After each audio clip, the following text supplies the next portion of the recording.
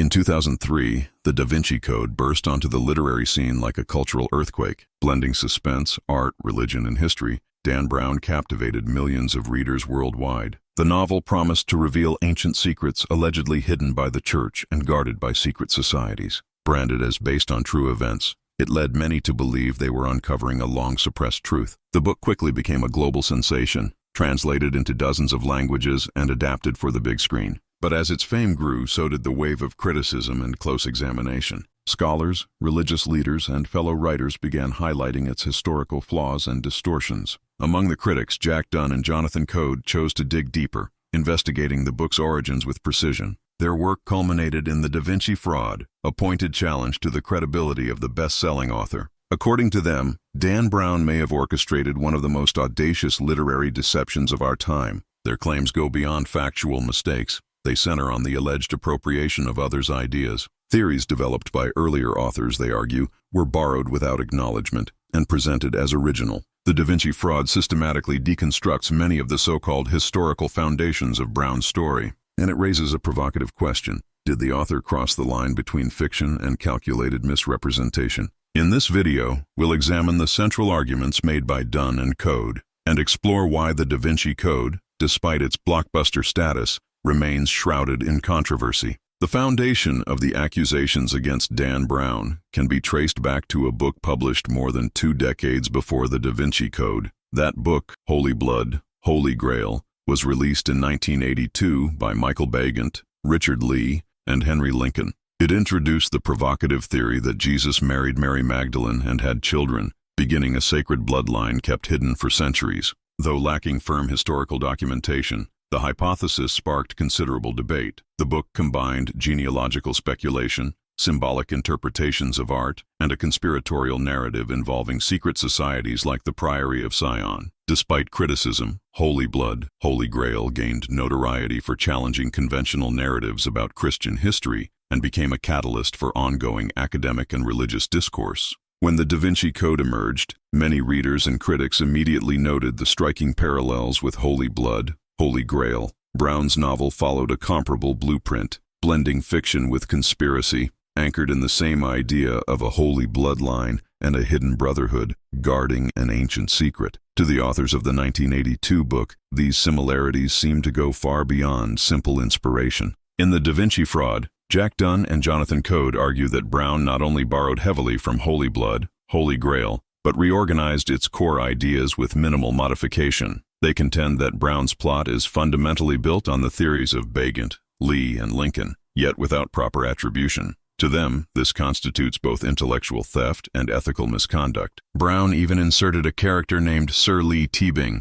a combination of Richard Lee and Henry Lincoln's names, which some viewed as a nod, while others saw it as a subtle provocation. This reference, far from being a clear acknowledgement, was interpreted by the original authors as an attempt to deflect direct plagiarism claims, legally cautious but ethically ambiguous. Dunn also notes that Brown's narrative style, marked by short chapters, shifting perspectives, and conspiratorial hooks, mirrors the approach of Holy Blood, Holy Grail. While the Da Vinci Code is categorized as fiction, it presents itself with an air of historical authenticity. The novel even opens with a note asserting that the organizations, documents, and artworks it references are real, a claim Dunn believes misleads readers. The criticism extends beyond style and structure. According to the Da Vinci Fraud, some passages in Brown's novel closely echo, almost word for word, descriptions and arguments found in Bagant and his co-authors' work. Theories about the Priory of Sion, Grail symbolism, and Merovingian genealogy are presented with such fidelity that they seem far from incidental. In response, Brown's representatives claimed the author drew from material already in the public domain, and that any similarities were due to the popularity of certain themes. But Dunn challenges this defense, pointing out that many of the novel's specific connections between history, religion, and art originate directly from Holy Blood, Holy Grail, not from mainstream sources. Another significant point raised in the Da Vinci Fraud is the financial impact of this alleged appropriation. While Bagant and his co-author's book achieved modest sales over 2 decades, the Da Vinci Code generated hundreds of millions in revenue, along with movie rights, publishing contracts, and licensing deals. For Dunn and Coe, this amplifies the gravity of the issue. Not only were the original ideas repurposed, but they became the foundation of a media empire. This section of the Da Vinci fraud outlines the author's central thesis, that Dan Brown crossed the line from inspiration to plagiarism. Although legally shielded as fiction, he allegedly exploited highly specific original concepts without credit.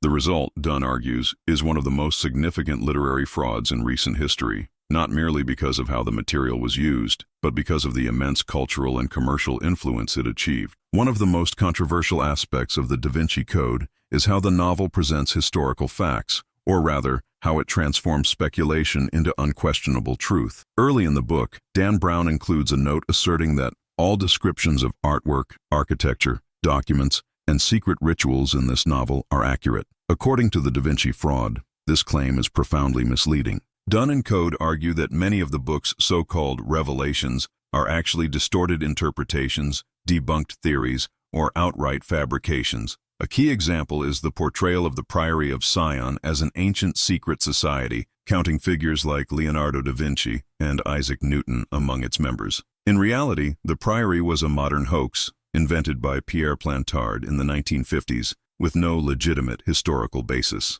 Despite this, Brown presents the Priory as a genuine organization, even citing supposedly authentic documents from France's National Library. The Da Vinci fraud dismantles this version of events, revealing that the documents were planted by Plantard and his collaborators as part of an elaborate scheme to legitimize the hoax. Serious historians have long dismissed these claims. Another widely criticized element of the novel is its interpretation of Leonardo da Vinci's The Last Supper. Brown contends that the figure seated to Jesus' right is not the Apostle John, as traditionally understood, but Mary Magdalene. While this theory may sound compelling, it has no support in established art history or contemporary documentation about the painting. Dunn notes that this claim is rooted in speculative symbolism that disregards both Renaissance artistic conventions and traditional iconography. He also points out that the theory itself was not new. Versions of it had already appeared in esoteric literature and in Holy Blood, Holy Grail. Yet Brown frames it as an original discovery,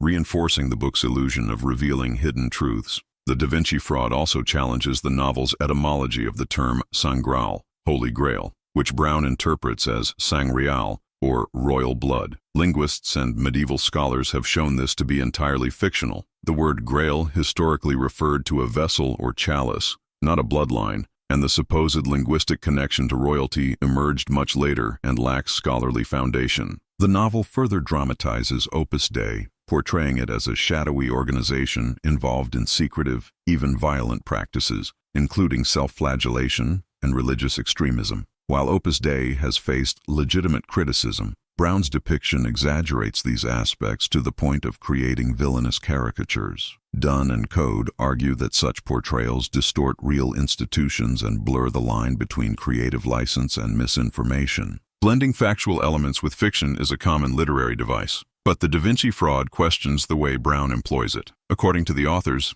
he deliberately misleads readers by presenting conjecture as established truth, particularly in areas involving sensitive religious themes. This narrative technique, they argue, has helped popularize myths and conspiracy theories on a global scale. Another major concern involves the depiction of Mary Magdalene. Brown presents her as Jesus' wife, the mother of his child, and the keeper of a lost gospel. While some apocryphal texts do give her a prominent role, there is no credible historical or biblical evidence of a marital relationship between her and Jesus. Nevertheless, many readers accepted this idea as a genuine historical revelation. In summary, Dunn and Code argue that the Da Vinci Code derives much of its power by merging fact, speculation, and fabrication, but without clearly signaling where one ends and the other begins. By basing its narrative on questionable or debunked sources and presenting them as hidden truths, the novel spreads misinformation. For the authors of The Da Vinci Fraud, this deliberate ambiguity is one of the most troubling aspects of Dan Brown's work. Following the massive success of The Da Vinci Code, Holy Blood,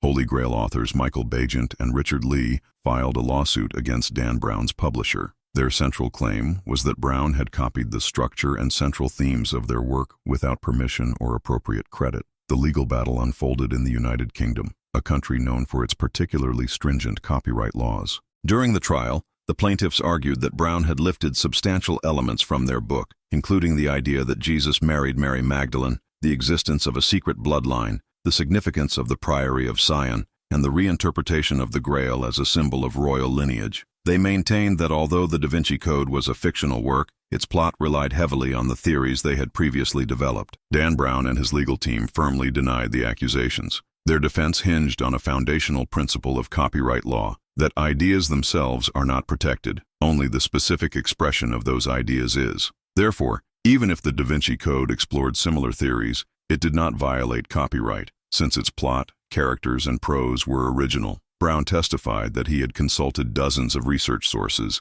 and that Holy Blood, Holy Grail was merely one among many. Brown appeared in court and endured hours of cross-examination. He asserted that while he had read Holy Blood, Holy Grail, it was not the primary inspiration for his novel. The prosecution attempted to prove that both Brown and his wife, who assisted with the research, had closely followed the structure and language of Begant and Lee's book. The trial attracted widespread media attention and generated divided opinions. Some viewed the lawsuit as a legitimate stand for intellectual property rights. Others saw it as an opportunistic attempt to cash in on Brown's success. For legal scholars, the case became a landmark test of where to draw the line between inspiration and plagiarism in literary works. Ultimately, the court ruled in Dan Brown's favor. The judge concluded that although the two books shared broad concepts, those ideas were too general to qualify for copyright protection. The ruling reaffirmed the legal stance that historical and religious themes are open for creative interpretation, provided the execution is original.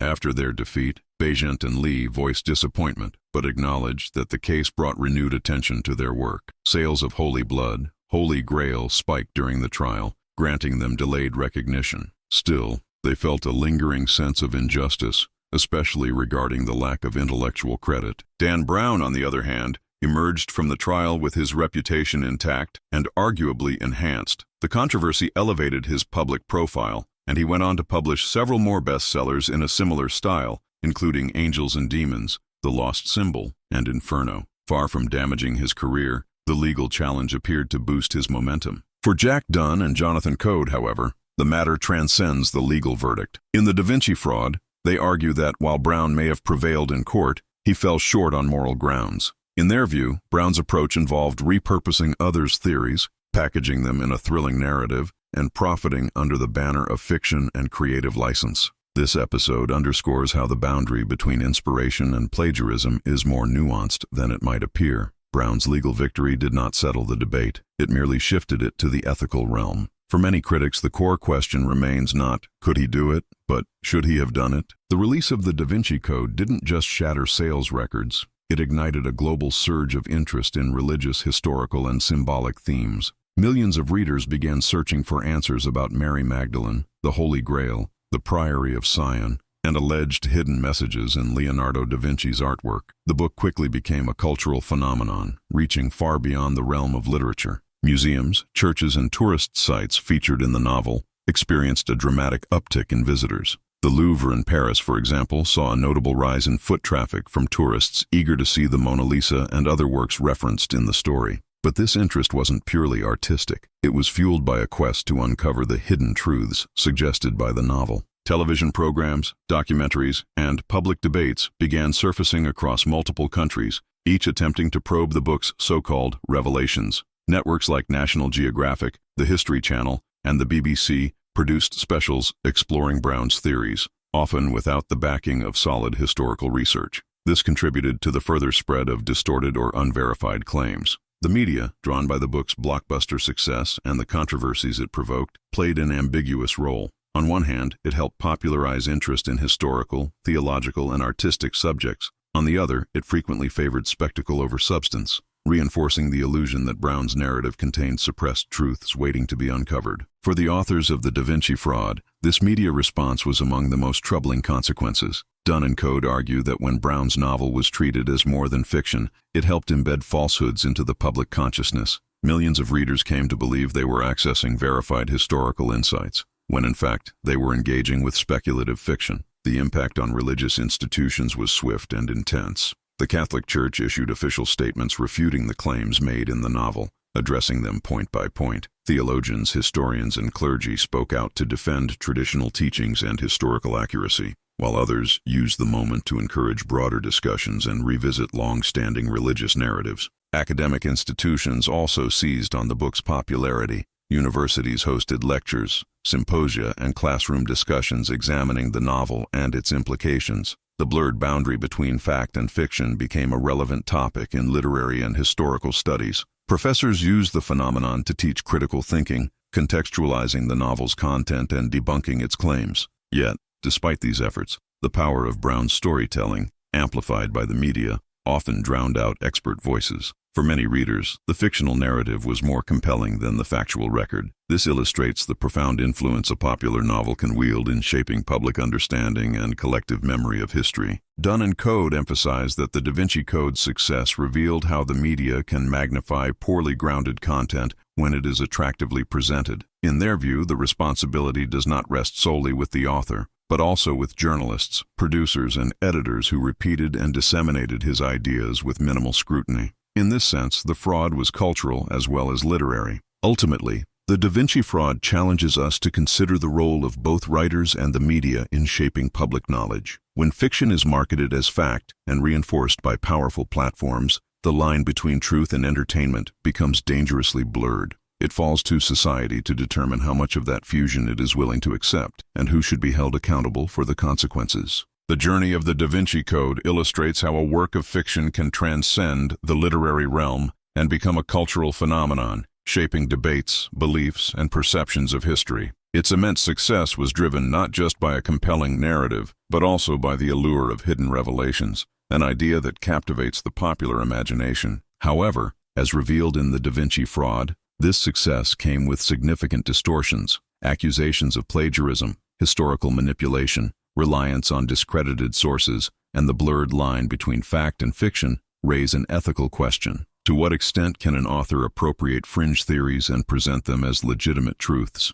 Jack Dunn and Jonathan Code do not dispute Dan Brown's right to create fiction, but they criticize the way he presents it as fact, thereby contributing to widespread and persistent misinformation. According to them, the boundary between creativity and responsibility was crossed when the narrative ceased to be clearly fictional and began to claim a foundation in fact. The legal battles that ensued confirmed that, from a legal perspective, Dan Brown did not commit plagiarism, but the courtroom did not address the deeper moral and intellectual concerns surrounding the construction of his narrative. Although Brown was acquitted by the law, the ethical debate remains unresolved, and perhaps that is the most sensitive issue of all. The media, by amplifying the book's claims without adequate scrutiny, played a pivotal role in this process. It helped entrench myths, perpetuate misinterpretations, and lend undue legitimacy to a story that, while engaging, is rooted largely in distortion and fabrication. In the pursuit of audience and ratings, the commitment to factual accuracy was often sidelined. Culturally, the Da Vinci Code sparked a revolution.